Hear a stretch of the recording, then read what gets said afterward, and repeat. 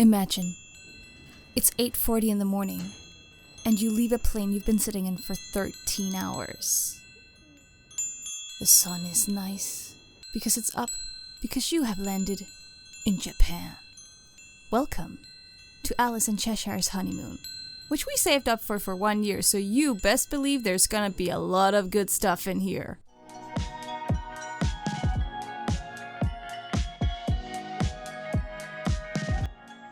So we've landed in Japan, Tokyo, our first destination of our honeymoon. And first of all, we got our Suica card and went to our hotel. But our hotel wouldn't let us check in until after 3 PM.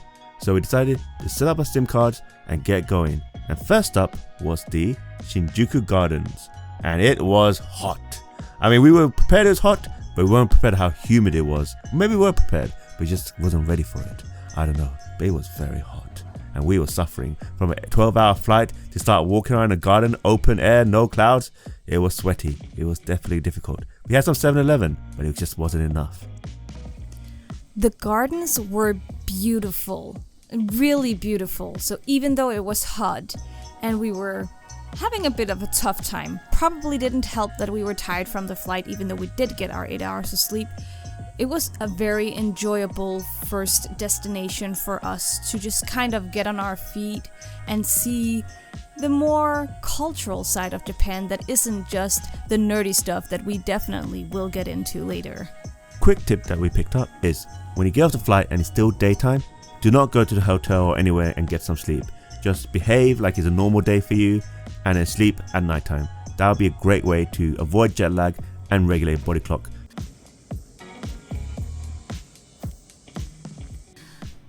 After strolling around in the gardens for a bit, we decided to go to our first Taito game station, our first nerdy thing. And well, to get there, of course, we have to take the train. Here's a tip. Tokyo's train stations are massive. You will spend a lot of time trying to figure out where your train is. No, you won't. But yeah, once we figured it out, we went to the Taito game station, and as you can see, Cheshire tried to win a claw machine.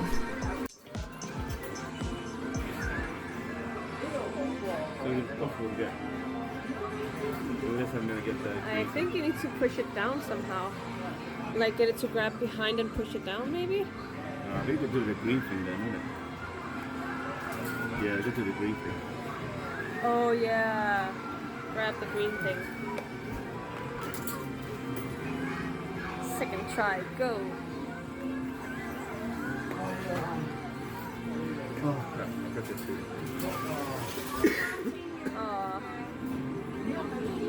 Third time's a charm?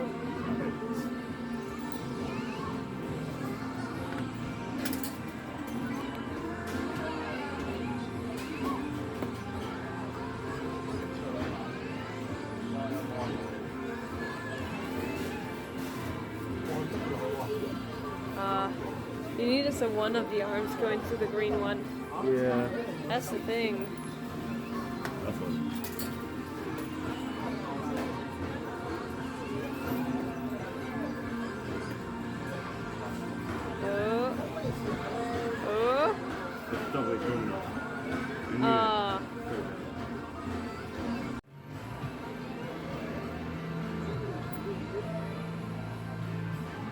Figurines.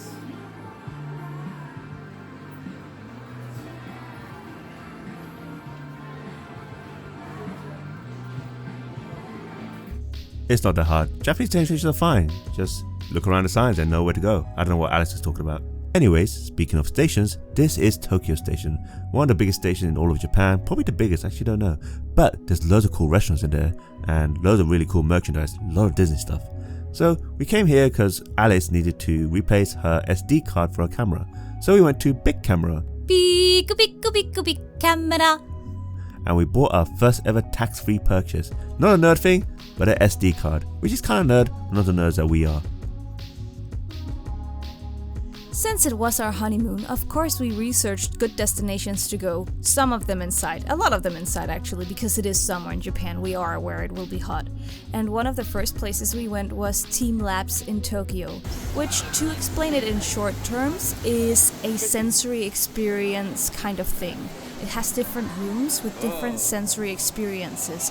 For instance, the first room is a room full of beanbags, and it feels like you're just kind of walking on ground that's mossy and you sink into it, and it's very nice.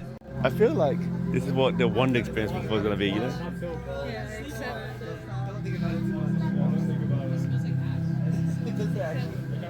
Whoa. Whoa.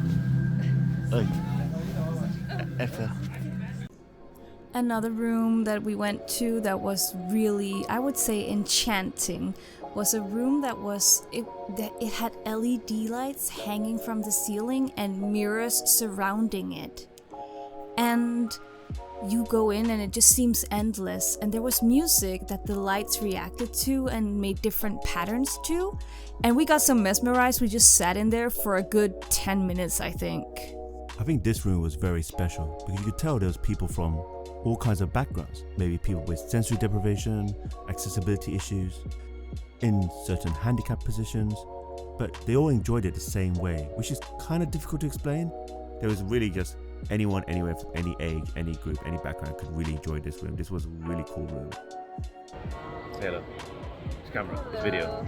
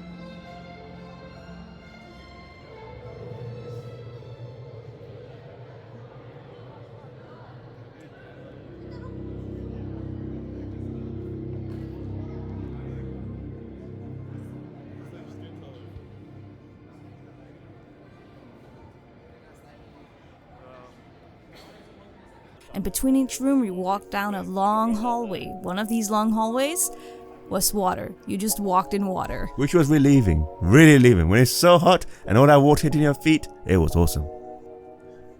Another room was full of water. It went all the way up to your knees, and in the water they projected images of koi fish and flowers, and it had this music, this very zen music. So you just stood there and enjoyed being in water and looking at these koi fish or carp fish and flowers.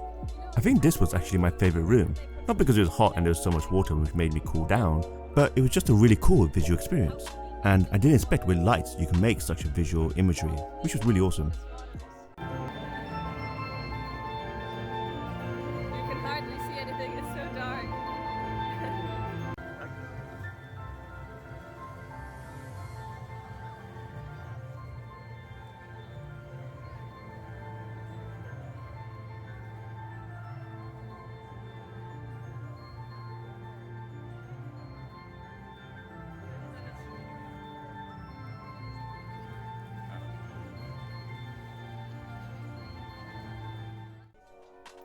Another room we went to had these huge, I wouldn't call them balloon balls, but you know, like blow up balls that were different colors as well. There was different colors in there as well. But were they blow up or were they plastic? I think they were plastic. Or maybe they'll blow up. I actually don't know. Yeah, it's if you've ever been to an arrangement where there's a gigantic football or soccer ball that you have to kick around, it's that material. But they were just pure white, and then there were light creating like colors on it, so it turned different colors and there was different music, and you could just walk around in there as well. It was quite nice.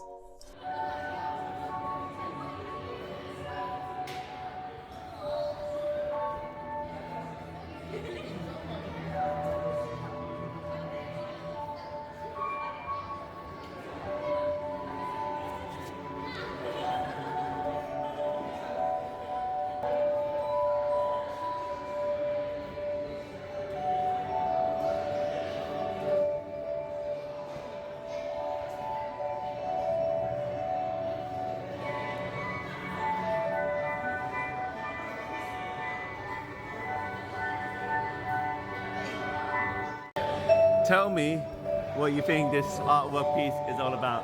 Artistic Alice. Artistic Alice. Well, I think these balls, they represent dust. And they represent us. As we're all like specks of dust, just floating around aimlessly. No thoughts. What about the colors? They represent your feelings. When you're feeling blue, when you're feeling happy. Those are the two feelings you have. We all know that.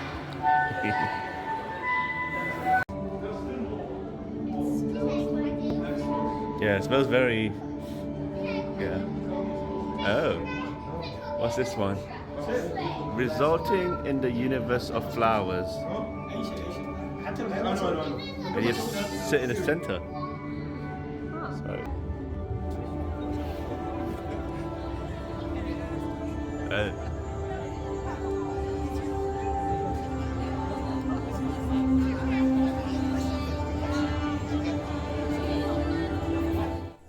The other room that was really cool was a flower show.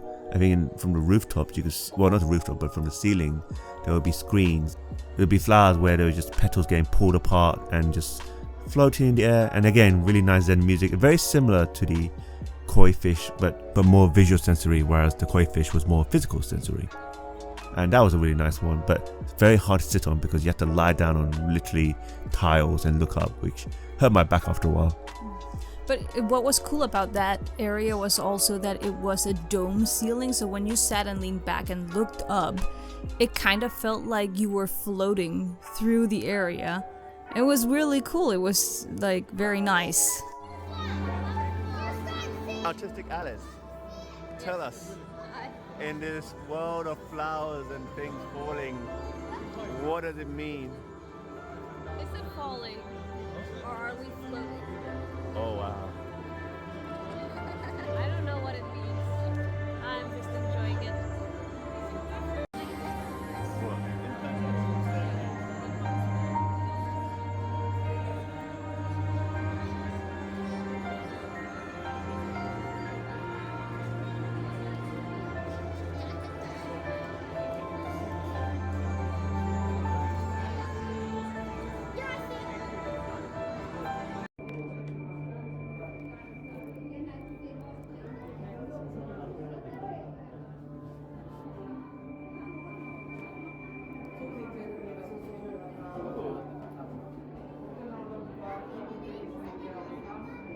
I feel like this is your explanation. Is this your nature?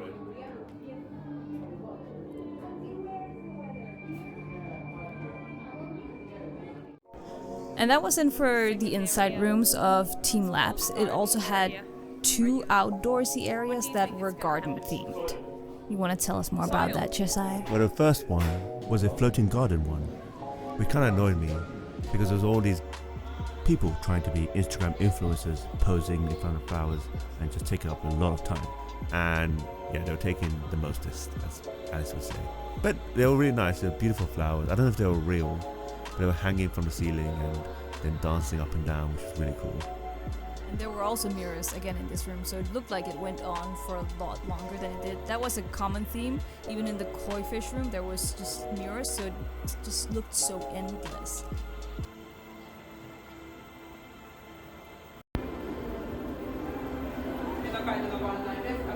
Do not touch the flower. How am I not meant to touch these flowers? Do not touch them. How?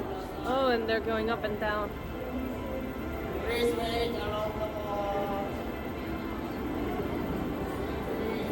Hello.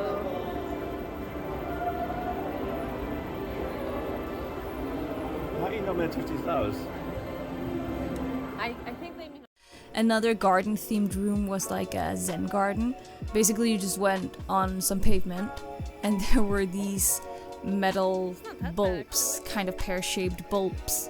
And we were legitimately outside, and then there were just bushes and some mist being blown on actual plants, and you were just walking out there and enjoying it. With mirrors on one hand, of course. This was my least favorite room because I didn't quite understand it, like what the giant silver drops were meant to be. Were they meant to be alien-like or some sort of art. So this one I didn't really get any sensory impact from it. But it was, all in all, a very nice way to spend our time. I think we spent almost 2 hours in there, and it was very nice because it was in the middle of the day where it was warmest. So when we came out, even though it was still warm, it was not as bad as when we went in. So after TeamLabs, it was evening and we decided to stroll around Tokyo before we had our monthversary dinner. And Tokyo was just beautiful, like obviously the fluorescent lights, the vibes, the food, the smell of food, and all the arcade machines and all the electronics going on off. It was just a great place to walk around. It wasn't crowded at all, and I don't know if it's because of the time of year that we came, or in generally maybe we've just been skewed of our impression of Tokyo. But it was fine like any other big city. I would say, being from London, London was definitely more crowded than Tokyo in this time of year. I really enjoyed it though. I liked looking around, seeing the culture, taking it all in, seeing how the people so different to how we interact, and looking at different stores and what they were selling and what they were interested in. I think it was really cool. Yeah, I agree with Cheshire. It was very easy to walk in the streets. They weren't really that crowded. Maybe it could be because we were there in July, August. Who knows? We can try and go again another year and see if it's the same experience.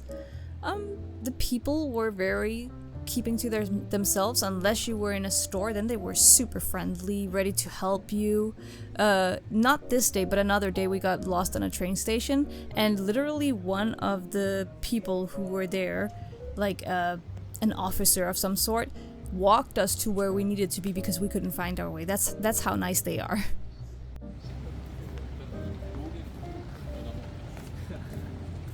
So after doing our first full proper evening stroll around Tokyo, we head off to our monthversary dinner, and I googled before I came to Japan the best Kobe beef in Tokyo. Because right now Tokyo is kind of cheap, so I thought I might as well take advantage of it.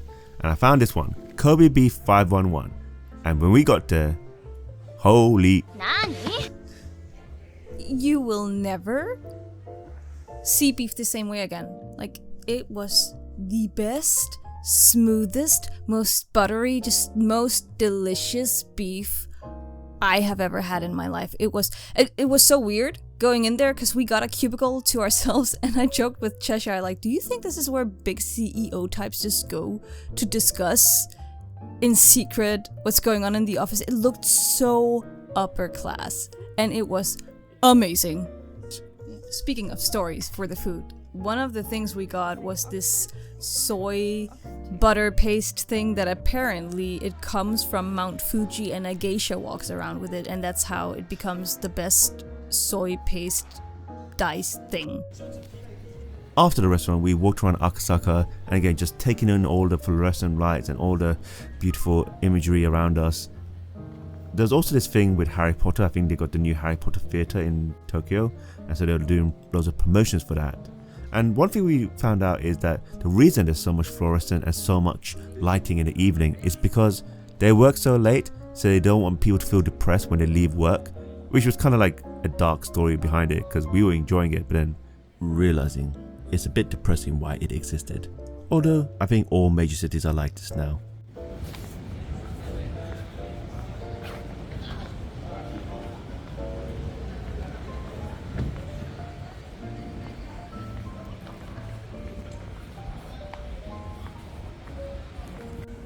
Like I said, because Harry Potter is like the anime, right? Like so fresh, so new. No, it's Warner Brothers Studios. They have one. Oh yeah.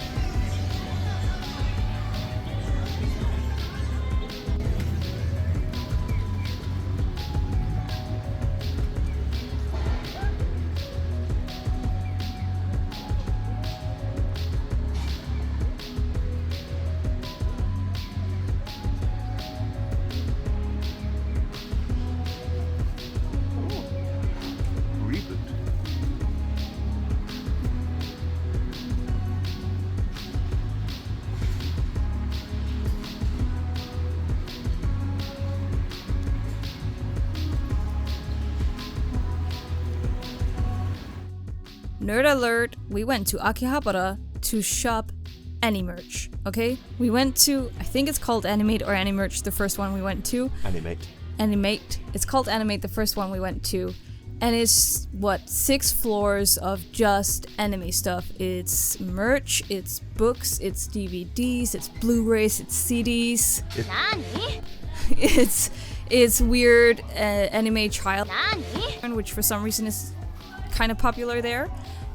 So yeah, and when you go to these stores, you figure out quickly what is up and coming. Like Oshinoko was in every single store that we hit. Which was Oshinoko?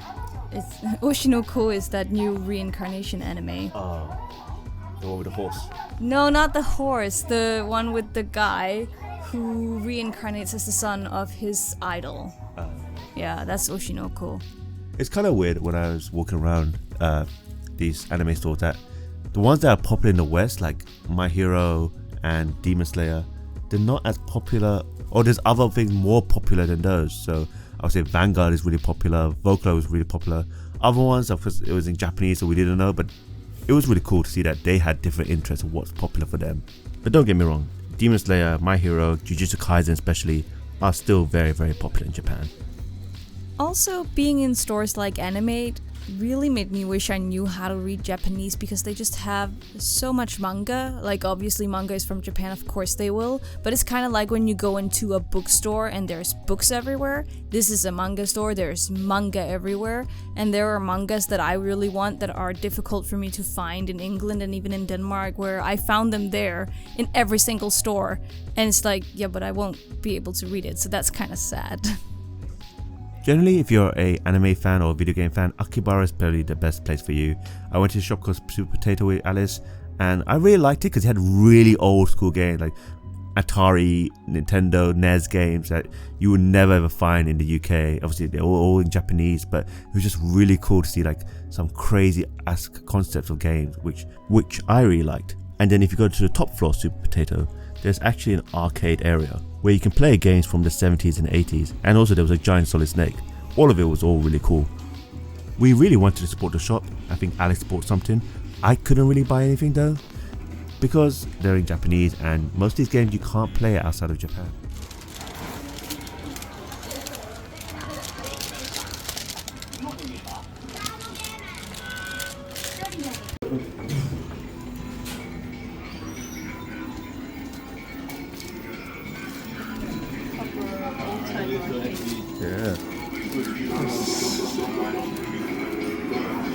Yeah, and so in Akihabara we just went to a bunch of different stores, like the ones we mentioned, and Softmap, and then we left for the train because we were headed somewhere, and on our way to the station we bumped into a random 15th anniversary Hatsune Miku race car thing, and yeah, we went in there, checked it out. It was kind of funny. Personally, I'm a Kagamine twin stan, so don't talk to me.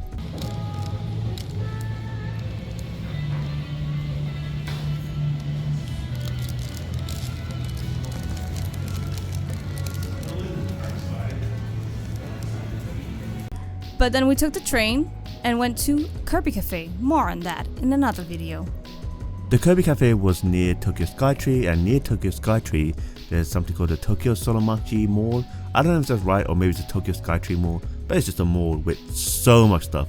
First of all, this one first shop that had something from every franchise, even Western franchises like Stranger Things, Tom and Jerry, but also Eastern one, Mario, Pokemon, Kirby, all of that, Vocaloid. And then there were shops dedicated to particular franchises. So we had Doraemon,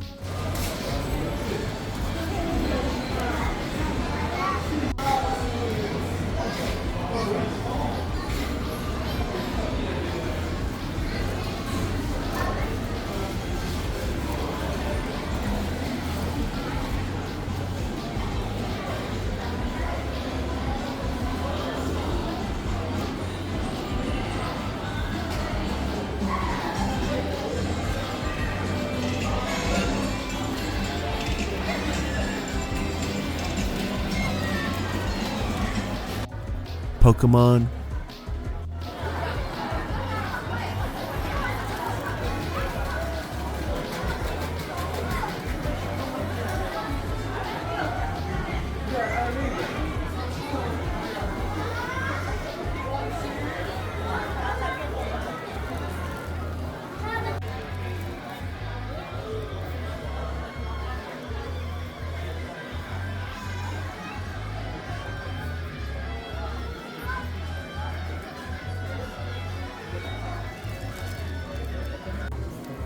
Marvel.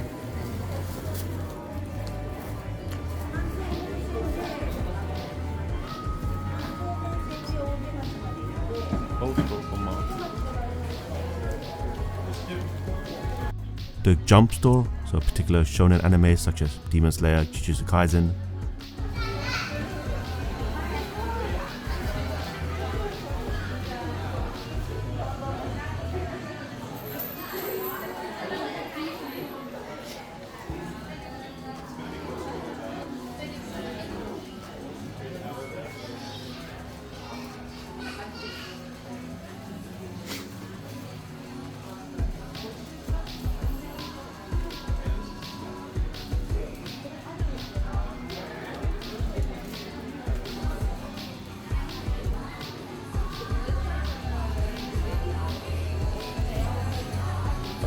Masho is shonen. I don't even know.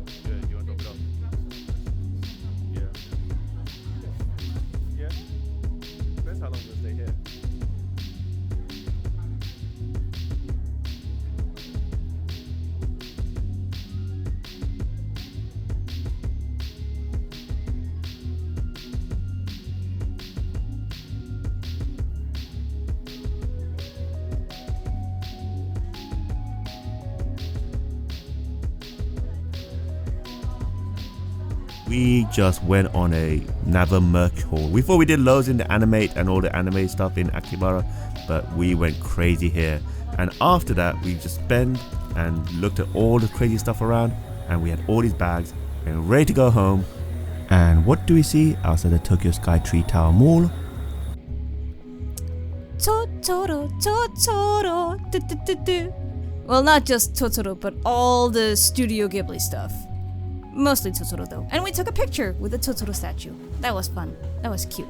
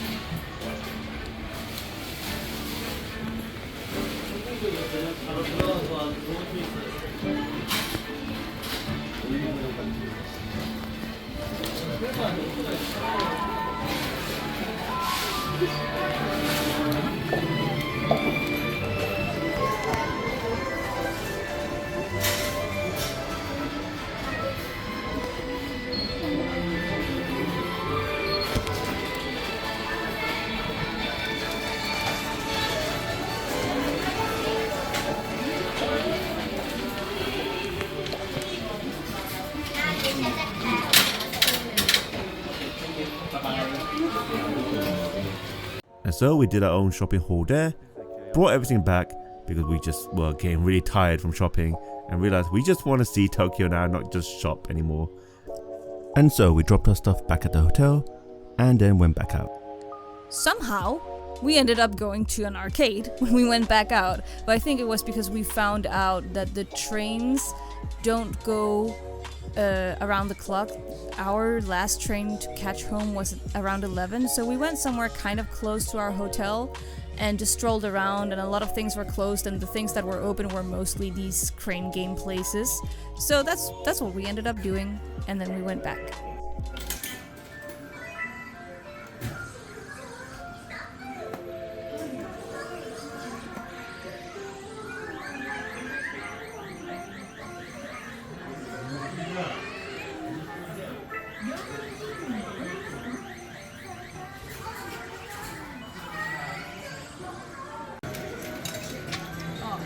That's close.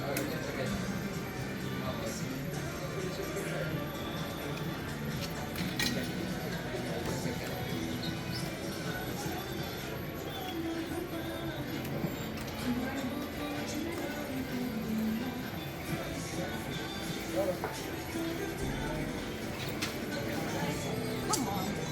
That's just cheating.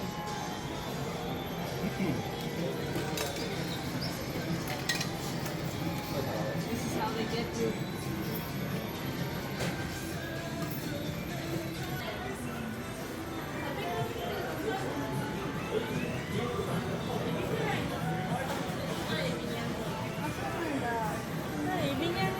What was that? What are you doing?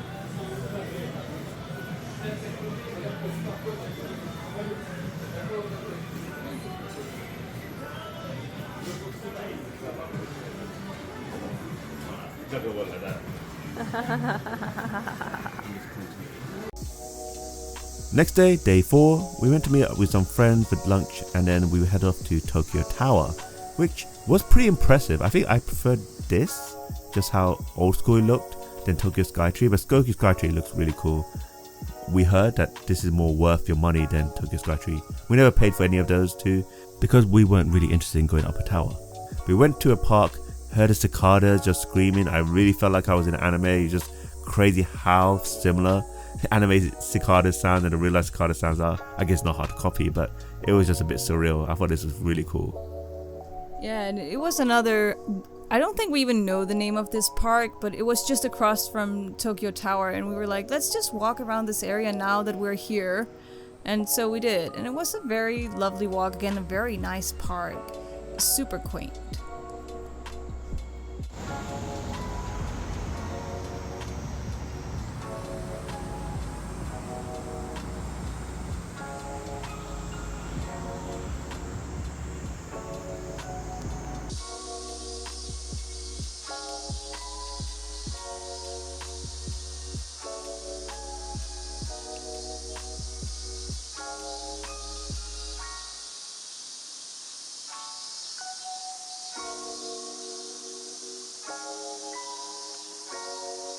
Afterwards, we headed off to Shibuya, and then on our way to Shibuya, we came across a Disney store.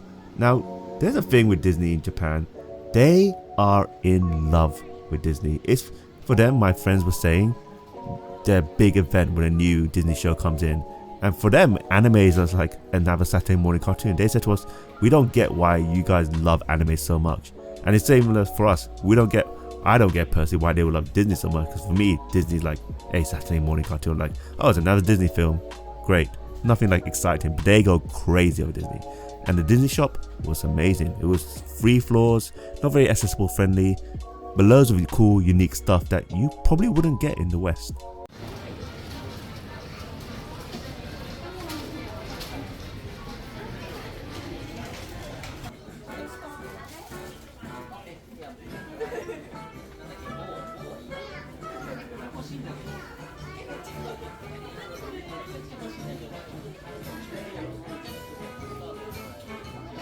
Going back to the research we did before we came, we heard that Parco malls were the place to be, so we went to a Parco mall just to find out that it was another merch kind of store with more merch. Just when we thought we saw all of it, we saw more.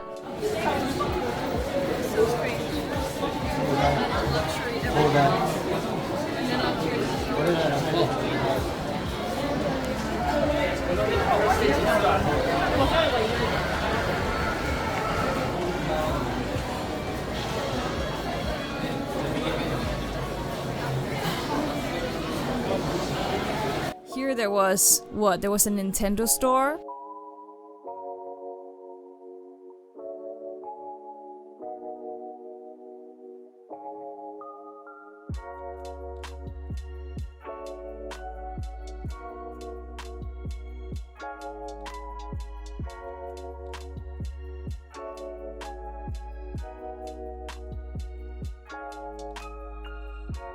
Capcom store?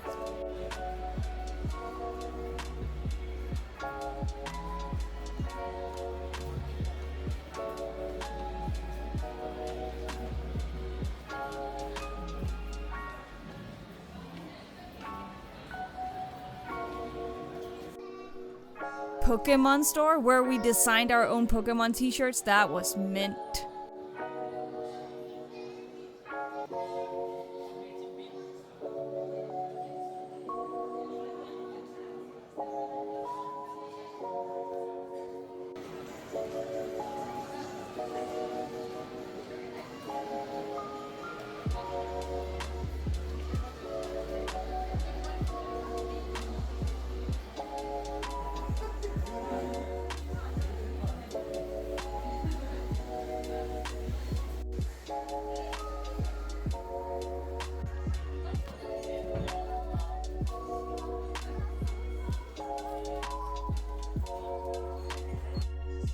We also went to the top of the mall where you could have a view over Tokyo City, which was really nice.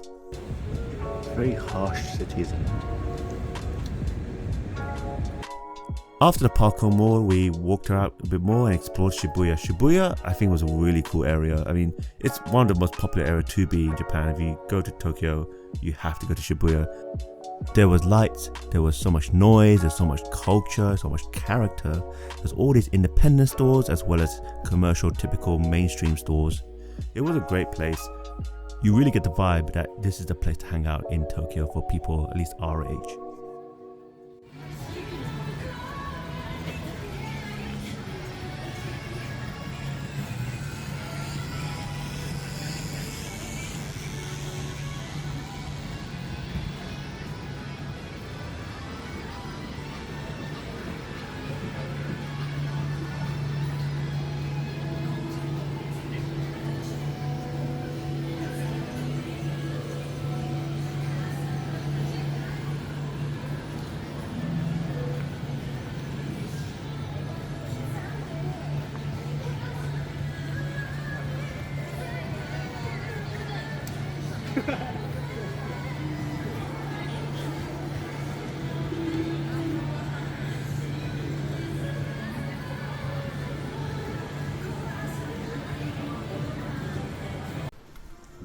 And, you know, us being us, we just kept gravitating towards these claw machine places and arcade places. I think almost every single night we were out, we were at an arcade just spending money on arcades. And Cheshire and I were joking that if we lived in Japan, we probably would burn a lot of money just being in arcade stores.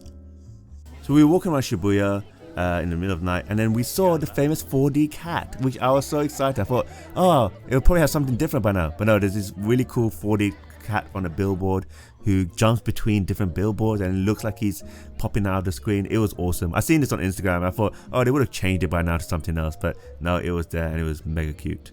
And it wore a police hat at some point. 3D cat. This is just lying there. Oh.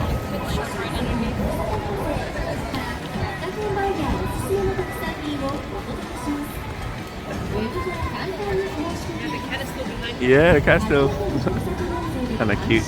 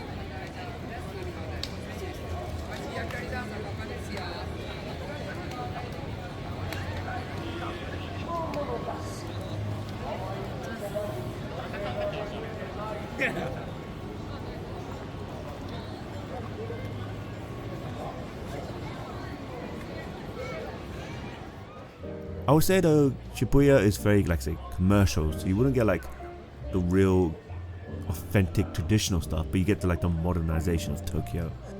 And there were a lot of food places, a lot of chains, but they were Japanese chains, so they were quite unique to us. But there were also loads of independent restaurants, whereas maybe in other areas there were more local, family-owned, traditional restaurants. The environment was crazy. We saw the Godzilla, the infamous Godzilla head or tower. I guess it's just his head on a building that make it look like he's climbing a tower. And then we went to this really cool new food market mall. I don't know, it was definitely a food market that was recommended by my friends, and it was called Kabukicho Tower. And it was just something out of a video game. It was just lights, fluorescent lights. There was food stalls everywhere, and it was very crammed, but it kind of felt like it tended to be crammed, so you didn't feel like suffocated, but still felt like it was all just one big community in this building. It was just all over the place. It was crazy. Like when we went in, first thing we saw when we got in was in the ceiling, big fish, like just fish hanging in the ceiling. And the second thing, but you notice it when you come in as well, there were comedians just making comedy skits while people were eating. And you know, usually we'd been in Tokyo, it had been so quiet. You go in there and it's loud. It is loud. And guess what's on the second floor? Arcade. We sat down for, let's just try one of these places. It wasn't on the cards, but you know, let's try. It probably is a tourist trap. I mean, I got trapped. Thought I was ordering something like beef sticks, and then I found out it was parts of a cow's stomach, so liver, probably intestines, God knows what else I ate. I mean, it didn't taste bad, but it didn't have a taste I wanted to try again, so I guess I tried it. We saw a woman dressed up as a cat singing Frozen. That was something. You could hire her to sing for you, apparently. She walked around with it looked like a menu card, dressed as a tiger. And someone was filming her, and she was just going all in. She was quite good as well. She wasn't even bad. And then you can go upstairs, as Alice mentioned, and you can go to the Nava arcade. It was a slightly more expensive arcade, I think because it's owned by Namco. And the prizes weren't as good as the one you get in Taito Station or Gigo, which is another popular arcade brand. But it was fun enough. And then, yeah, it was very much turned into a nightclub at the end, and we thought, okay, this is just way too loud and we're too hot and tired for this. But the fun thing about that arcade, because usually in arcades you can exchange money for 100 yen coins. Up there you could only pay by card, and you could only pay by Suica card. And this is, I will stress this, get a Suica if you go to Japan, because it's not just the trains you can pay for, it's also vending machines with drinks, vending machines with ice cream. You can use your Suica card in most stores as well if you want. So we went back outside, and the night was still young for us, so we looked around, and there was this thing that they do in Tokyo and Japan in general, it seems like. There are these vans with fluorescent signs of young hosts, male and female, which was kind of odd, but cool for me, because, I mean, it's new, I'd never seen it before.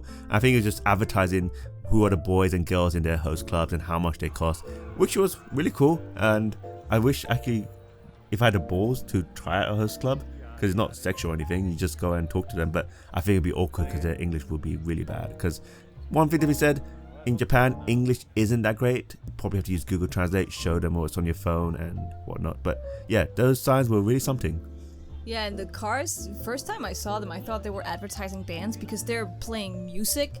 And then they have like number one, and then the name of, if it's a group, the name of the different girls, the name of the different guys, they're showing the whole group. So I first thought it was like, oh, they're promoting a new band. But no, it's just host clubs and hostess club.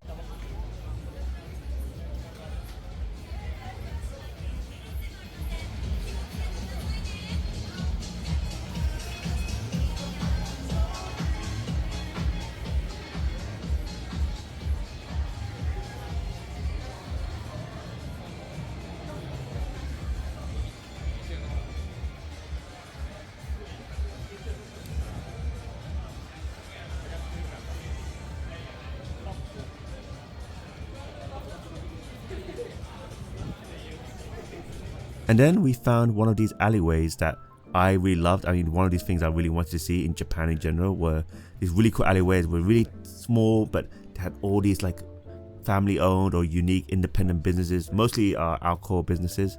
There were also some restaurants, and we had one a few days later, which we will show later. But this reminded me a lot from one of my favorite video games, Yakuza, and also with the Don Quixote, which I don't have any footage of. I'm really sad. I have loads of photos of it, but I got so much like nostalgia seeing the Don Quixote sign, the blue penguin, and yeah, I mean, I started to feel like I was in the Yakuza games a little bit when I'm walking through these alleyways. Don Quixote also has a song, which goes something something, don't stop, don't stop. Like all stores have a song. They have a jingle. Get used to it. Our final full day was in Imperial Palace to start off with. We slept in a bit late and we didn't have breakfast, but we decided to go to Imperial Palace and check it out. First of all, the gardens again were beautiful and different to the first garden, Shinjuku Gardens, in terms of that it was more green and the landscape was very carefully thought out to look after its historical surroundings.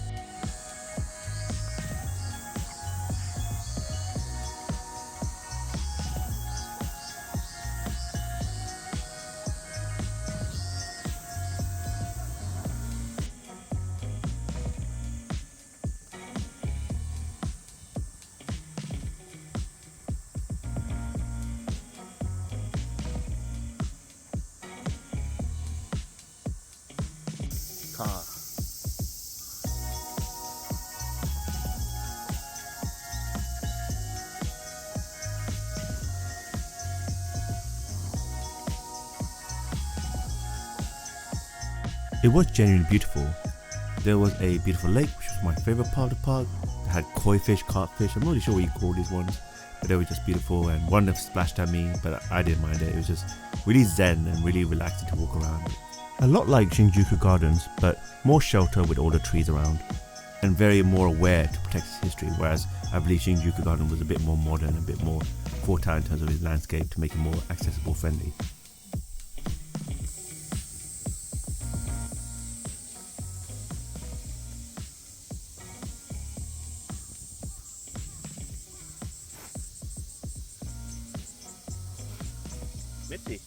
Mitzi, koi fish. The big one.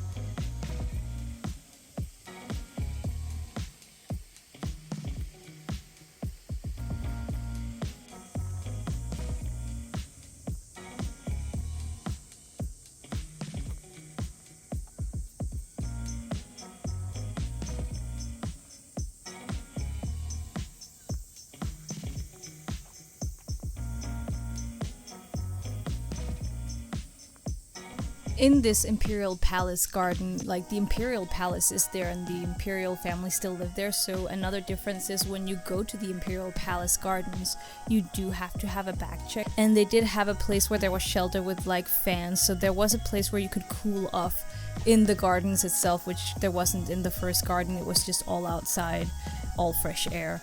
But it was very lovely to see. We didn't have a chance to go into the palace. There's like only a certain hours you can go into the palace. We missed those hours, but the garden itself was nice. And then afterwards we went to possibly my favorite place, the Senso-ji Temple. I probably butchered the name, but this place was just exactly what I wanted from Japan. Even though I'm an anime nerd weeb, and I love my video games. I really came to Japan for this because you would never ever find this anywhere. We in London have anime stores, we have big video game stores and big video game events, but we don't have anything like this, and we never will. This was beautiful. There was a market with food and souvenirs, and they may be tourist traps, but we got trapped because we bought a mask, we bought t-shirts, and we took so many pictures of this beautiful temple and its surroundings.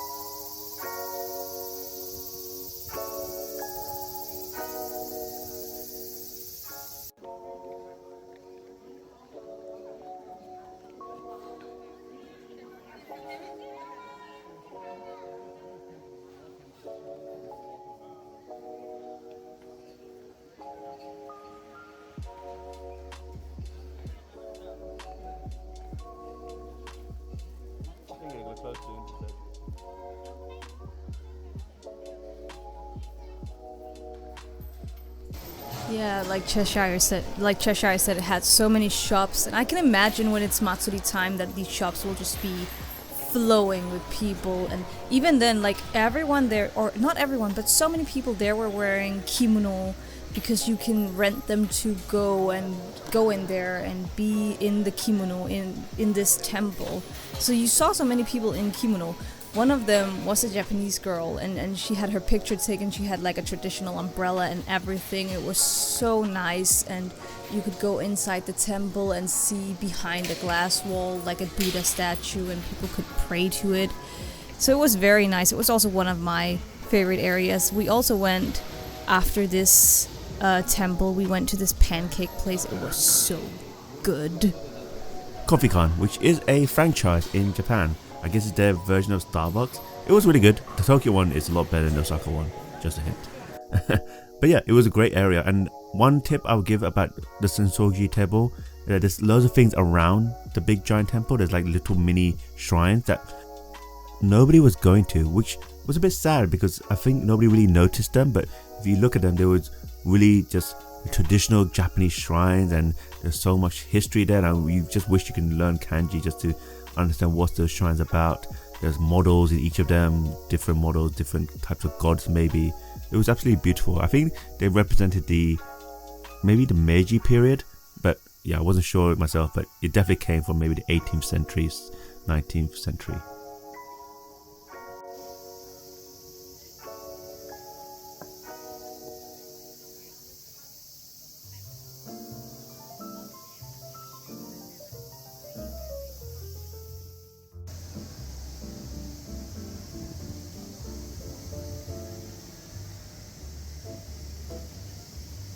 Akasaka.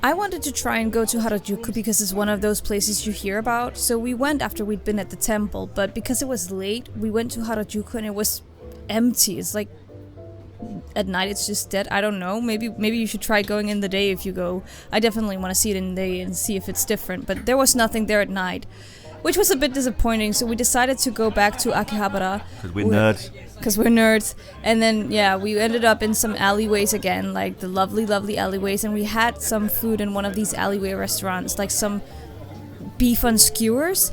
It was so good. This time it wasn't beef stomach, it was actual beef. Yeah. And even though it wasn't the Kobe beef, Wagyu beef, it was still really good. We also had chicken. So yeah, if you're in Japan and you go to these alleyways and you see these restaurants, definitely go. But a tip. They might only take cash, so make sure you have cash for them, because it is so worth it. It's really, really good. And I think it was this restaurant where they I heard about this, where they do two kinds of menus. One menu for foreigners, one menu for locals. And the menu for foreigners is slightly more expensive. So if it's 110 yen for a Coke, it'll be like 123 yen for you if you're a foreigner. Because they gave us two menus and I think they had two different prices. I think it was this one, or it's in Osaka, there's a restaurant. But be careful of that. But it's not a big deal, it's not like a big price change, but yeah, they just two menus and it's a special menu if you're not from Japan, which is slightly more expensive, sadly, for the same thing.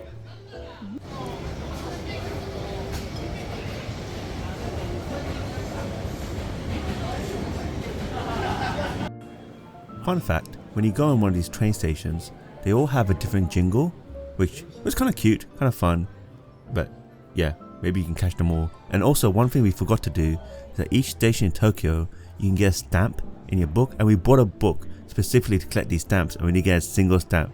So if you do go to Tokyo, do look out for these stamps. You have to search for them. We couldn't find them. We found a stamp one of the days. The one day neither of us had our book with us, by the way. The one day we didn't have a book, we found the stamps. So they're hidden somewhere. And that was it for that day. That was the last thing we got to do in Tokyo. We went back to our lovely hotel, which, only was lovelier because of the fact that there was a Family Mart, like, right next to the hotel. It was merged with the hotel. We went Family Mart all night, every night. 7-Eleven, Family Mart, they will be your best friend. But that hotel was amazing. We went in, we had a good night's sleep, because we had to get ready for the day after, where we caught the Shinkansen to Osaka.